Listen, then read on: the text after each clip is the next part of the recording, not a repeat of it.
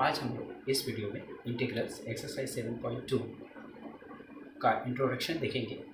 इसमें हम लोग देखेंगे इंटीग्रेशन बाय सब्स्टिट्यूशंस, यानी हम लोग इंटीग्रेशंस जो करेंगे बाय सब्स्टिट्यूशंस मेथड से करेंगे। तो इंटीग्रेशन बाय सब्स्टिट्यूशन होता क्या है, कैसे करते हैं, उसको इस बारे में हम लोग जानें। मान लेते हैं एक इंटीग्रेशन है, आई इंटीग्रेशन है एक फंक्शन एफ ऑफ एक्स का। अब हम इसको एफ ऑफ एक्स को, यानी जो वेरिएबल है यहाँ पर इंडिपेंडेंट वेरिएबल, यहाँ पर इंडिपेंडेंट वेरिएबल जो है, इंडिपेंडेंट वेरिएबल कौन सा है, इंडिपेंडेंट वेरिएबल यहाँ पर हमारा है एक्स। ये है फंक्शन एक्स में है। इसको हम लोग ट्रांसफॉर्म कर सकते हैं अनदर फॉर्म में, can be transform, can be transformed into another form, another form में by changing हम इसको इंडिपेंडेंट वेरिएबल x जो है ना, उसको हम लोग चेंज करके दूसरे फॉर्म में लिख सकते हैं। तो ये हमारा एक इंटीग्रेशन है, i equal to integration of F of X D X with respect of X के रिस्पेक्ट में इसको इंटीग्रेट करना है। तो हम लोग इसको क्या करेंगे, सब्स्टिट्यूट करेंगे। हम लोग पढ़ रहे हैं इंटीग्रेशन बाय सब्स्टिट्यूशंस। तो एफ एफ एक्स को हम लोग सब्स्टिट्यूट करके लिख सकते हैं, उसको अलग फॉर्म दे सकते हैं। तो हम लोग क्या करेंगे, अगर एक्स को एक अलग वेरिएबल को पुट कर लेंगे। अगर हम लोग पुट कर लेते हैं, पुटिंग x इक्वल टू, हम g ऑफ t एक फंक्शन को पुट कर लें। जैसे भी हम किसी फंक्शन को लेट करेंगे, किसी भी वेरिएबल को या कोई फंक्शन को जब हम एक अदर फंक्शंस में लेट करेंगे, जैसे x को हम लोग gt लेट कर लें, तो अगला काम क्या होता है, नेक्स्ट स्टेप क्या हो, जब भी हम लोग किसी भी फंक्शन को लेट करेंगे तो x को हम लोग t के function g of t, F of x था, हम x को लेट कर लिए g ऑफ t का एक अलग फंक्शन में लेट कर लिए। तो अब नेक्स्ट स्टेप होता क्या है, अब इस फंक्शन को डिफ्रेंशिएट करना पड़ेगा। किससे डिफ्रेंशिएट करेंगे, जो फंक्शन हम लोग लेट करेंगे, जो वेरिएबल लेट करेंगे उसके रिस्पेक्ट में इसको डिफ्रेंशिएट करेंगे। तो देयरफॉर क्या होगा, इस फंक्शन को हम लोग t के रिस्पेक्ट में डिफ्रेंशिएट करेंगे। तो इधर डिफ्रेंशिएट करेंगे तो इसको भी डिफ्रेंशिएट करेंगे, g ऑफ t को। अब डिफ्रेंशिएट करने के बाद क्या मिलेगा, ये तो dx बाई dt ही रहेगा। और यहाँ पर जब gt को डिफ्रेंशिएट करेंगे विथ t के रिस्पेक्ट में, अगर डिफ्रेंशिएट करते हैं तो ये क्या मिलेगा, g डैश t, यानी उसका एक डिफ्रेंशिएशन मिलेगा। तो हम लोग उसको लिखेंगे, इस डिफ्रेंशिएशन को g डैश t, मतलब g डैश t इंडिकेट क्या कर रहा है, इसका ये डिफ्रेंशिएशन करने के बाद आया हुआ टर्म। उसके बाद यहाँ से अगला स्टेप क्या होता है, यहाँ पर जब इस फंक्शन को, इस वेरिएबल को x को जब हम t वेरिएबल में लेट कर रहे हैं, तो इस x को भी t में कन्वर्ट करना होता है। यानी यहाँ पर इस फंक्शन वेरिएबल x को x के रिस्पेक्ट में इंटीग्रेट करना था। जब इस x को चेंज करेंगे t में, तो इस x को यानी dx को dt में चेंज करना होगा। तो उसके लिए जब भी लेट करेंगे तो हम दोनों बोथ साइड उसको डिफ्रेंशिएट करेंगे विथ t के रिस्पेक्ट में।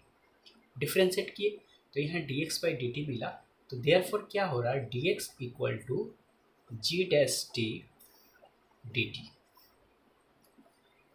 ये g डैश t क्या है, ये इसका डिफ्रेंशिएशन है। डिफ्रेंशिएशन करने के बाद जो टर्म आएगा यहाँ लिखाएगा और वो dt। अब क्या करेंगे, इस dx को, ये जो dx जो टर्म था ना यहाँ पर, ये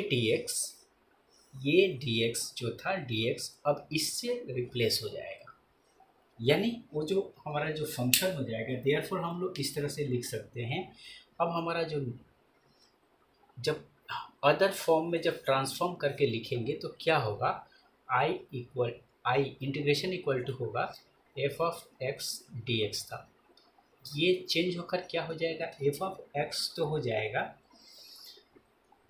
integration of F of x, x की जगह क्या वैल्यू पुट करेंगे, एक्स को हम लोग लेट किए हैं जी ऑफ टी, ठीक है, जी ऑफ टी लेट किए हैं एफ ऑफ, तो एक्स को रिप्लेस किए, उसको हम पुट किए थे X equal to G T, G of T, तो एक्स को रिप्लेस कर दिए जी ऑफ टी लिखिए, अब डी एक्स को भी रिप्लेस करना पड़ेगा, डी एक्स इक्वल टू का क्या लिखेंगे, जी डैश टी डी टी, ये हमारा ये रिप्लेस होकर के नया फंक्शन आएगा। तो इस तरह से हम लोग इंटीग्रेशन बाय सब्स्टिट्यूशन को करते हैं। यहाँ पर हम एक एग्जांपल लेंगे और एग्जांपल से सब्स्टिट्यूशन को समझने का कोशिश करेंगे। एग्जांपल क्या है, एग्जांपल ले रहे हैं साइन एम एक्स को इंटीग्रेट करना है, ठीक, तो इंटीग्रेट करने के लिए यानी हमारा आई जो एक फंक्शन है F of integration of sine M X with respect to D X होगा, यही तो। अब इसको हम लोग क्या करेंगे, यहाँ पर जो वेरिएबल है एम एक्स, इसको हम लोग पुट करेंगे, लेट करेंगे, तो पुटिंग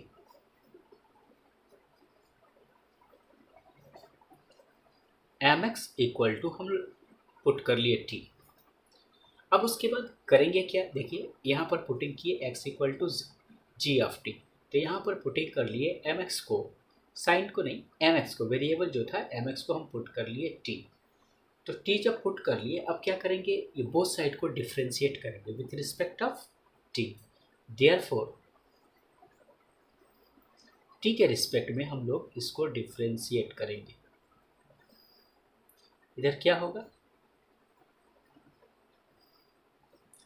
टी को टी के रिस्पेक्ट में डिफ्रेंशिएट करेंगे,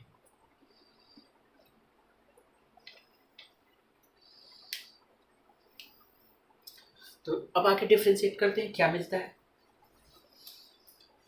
तो टी के रिस्पेक्ट में एम तो कांस्टेंट है, एम एक्स मतलब एम एक कांस्टेंट वैल्यू है, एम तो बाहर चला जाएगा, तो यहाँ पर क्या मिलेगा, M D X D T equal to, इसका जब डिफ्रेंशिएशन टी का जब टी के रिस्पेक्ट में डिफ्रेंशिएट करेंगे तो क्या देगा, 1 देगा, देयरफॉर यहाँ पर मिल गया डी एक्स इक्वल टू, ये डी टी इधर जाएगा और एम भी जाएगा, तो 1 एम आकर डिवाइड हो जाएगा, तो 1 बाई एम डी टी। तो यहाँ पर क्या हुआ, एम एक्स को तो पुट कर लिए थे, एम एक्स को हम लोग पुट किए, तो एम एक्स को रिप्लेस करेंगे, उसके जगह हम लोग टी पुट करेंगे, और डी एक्स को रिप्लेस को पुट करके जो डी एक्स का वैल्यू आया 1 बाई एम डी टी को पुट करना पड़ेगा, देयरफॉर हमारा फंक्शन क्या हो जाएगा, ये जो फंक्शन था ये वाला आई जो मेरा इंटीग्रेशन था वो क्या हो जाएगा, I equal to integration of sine M X के जगह हम लोग क्या पुट कर रहे हैं, एम एक्स के जगह टी पुट कर रहे हैं, और डी एक्स के जगह क्या पुट कर रहे हैं, into 1 by M D T. Okay, अब आगे, अब इसको आगे इंटीग्रेट करेंगे, इंटीग्रेट करेंगे तो क्या आएगा, इंटीग्रेशन ये देखिए 1 बाई एम तो क्या है, कांस्टेंट है, 1 बाई एम बाहर आ जाएगा, और साइन टी को टी के रिस्पेक्ट में इंटीग्रेट करना है, तो साइन टी का क्या है, कॉस टी आ जाएगा, साइन टी का हो जाएगा कॉस टी प्लस एक कांस्टेंट वैल्यू आएगा सी। अब यहाँ पर टी का वैल्यू को पुट कर लेंगे, क्योंकि हमारा जो भी फंक्शन दिया हुआ है वो एम एक्स में है, एम एन एक्स में वेरिएबल में है, तो यहाँ टी का वैल्यू, तो यहाँ जो आंसर आ रहा टी वेरिएबल्स में आ रहा, तो टी का वैल्यू को फिर पुट कर लेंगे एम एक्स, तो हमारा आंसर हो जाएगा 1 by M cos M X plus C, ये हमारा हो जाएगा इसका इंटीग्रेशन। तो इंटीग्रेशन बाय सब्स्टिट्यूशंस को एक और एग्जांपल से समझने का कोशिश करते हैं। यहाँ पर दिया है integrate sine tan inverse X divided by 1 plus X square. अब इसको हम लोग डायरेक्ट इंटीग्रेट नहीं कर पाएंगे, तो इसमें हम लोग क्या करेंगे, यूज़ करेंगे इंटीग्रेशन बाय सब्स्टिट्यूशन, सब्स्टिट्यूशन का यूज़ करेंगे। अब सब्स्टिट्यूशंस का जब यूज़ करेंगे, यानी जब हम लोग सब्स्टिट्यूट करेंगे कोई भी वैल्यू को, तो किसको सब्स्टिट्यूट करेंगे, जैसे कि हम यहाँ पर mx को सब्स्टिट्यूट किए थे t, तो यहाँ पर साइन का जो एंगल है tan इनवर्स x में है, और यहाँ पर 1+x² है। अब किसको सब्स्टिट्यूट करेंगे, किसका वैल्यू को पुट करेंगे, tan इनवर्स x को पुट कर ले या 1+x² को पुट करें, किसको पुट करेंगे, तो सबसे पहले हम उसका एक बार डिफ्रेंशिएशन को चेक करेंगे। tan इनवर्स x का डिफ्रेंशिएशन क्या होता है, इसके पहले हम लोग फार्मूला देखे थे। तो जो tan इनवर्स x का डिफ्रेंशिएशन होता है, तो ये आता है 1/1+x², ये चीज़। तो हम लोग क्या करेंगे, जिसका डिफ्रेंशिएशन पता है उसको हम लोग पुट करेंगे, यानी tan इनवर्स x को अगर पुट करते हैं तो उस tan इनवर्स x को हम लोग t पुट कर सकते हैं, tan इनवर्स x को और भी कोई वेरिएबल में पुट कर सकते हैं। उसके बाद उसको हम लोग को करना क्या होता है, पुट करने के बाद उसका डिफ्रेंशिएशन निकालना होता है। डिफ्रेंशिएशन निकालेंगे तो ऐसे वैल्यू को हम लोग सब्स्टिट्यूट करेंगे जिसका हम लोग डिफ्रेंशिएशन कर पाएंगे। ओके, तो हम लोग यहाँ किसको पुट करेंगे, tan इनवर्स x को पुट करेंगे। तो पुट कर लेते हैं, putting tan inverse x equal to 2 put कर लिए। उसके बाद क्या करेंगे, उसके बाद बोथ साइड डिफ्रेंशिएट करेंगे। इसको हम लोग कर लिए, ये है हमको इंटीग्रेशन फाइंड करना है, I equal to integration of A respect of dx। ठीक है, ये हमारा इंटीग्रेशन है। अब हम लोग इसको पुट कर लिए, tan इनवर्स x को हम लोग पुट कर लिए t। उसके बाद हम लोग क्या करेंगे, डिफ्रेंशिएट करेंगे बोथ साइड। इसको किसके रिस्पेक्ट में डिफ्रेंशिएट करेंगे, जो हम लोग वैल्यू पुट करेंगे उसी के रिस्पेक्ट में डिफ्रेंशिएट करेंगे। देयरफॉर हम लोग क्या लिखेंगे, tan इनवर्स x, यानी किसके रिस्पेक्ट में डिफ्रेंशिएट कर रहे हैं, t के रिस्पेक्ट में, d tan inverse x by dt equal to, ये क्या होगा, dt बाई dt।